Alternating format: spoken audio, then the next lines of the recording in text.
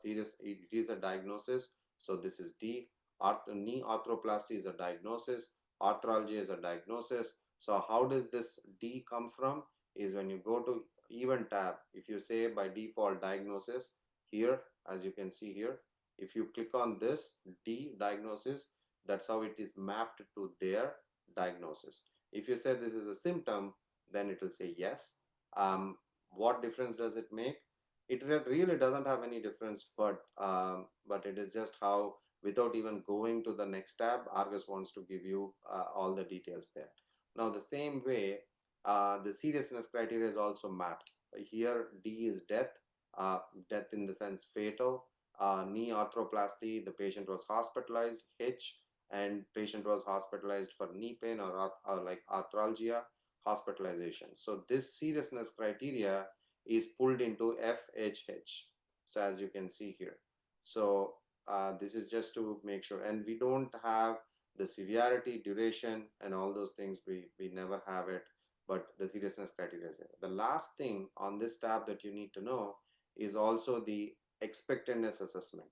Now this is auto-populated, meaning when we do the Argus configuration, based on the product, based on the reporting obligations, we will configure the data sheets, whether it is an IB or whether it is an investigation brochure for the clinical trial products or the approved label for the post-marketed product, whether it is USPI, SMPC, we will configure it.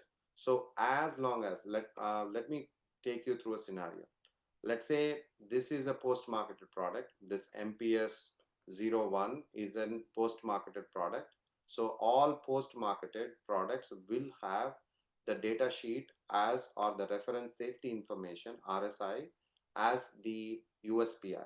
USPI is United States Prescribing Information. So that is the label that goes with the drug. So it's basically the leaflet that you get when you buy the product. So the leaflet will have the data sheet. The data sheet will have the ADRs that are expected.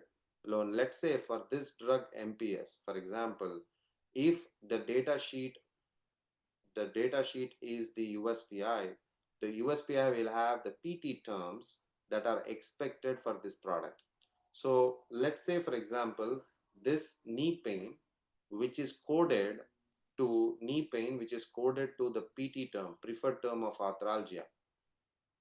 How this is going to be auto populated is, if the PT term of knee pain or arthralgia is already in the data sheet. Now we don't have data sheets at MediPharmSolutions because obviously we don't have any products on the market. We're not a pharmaceutical company. So that's the reason we don't have any of those things configured.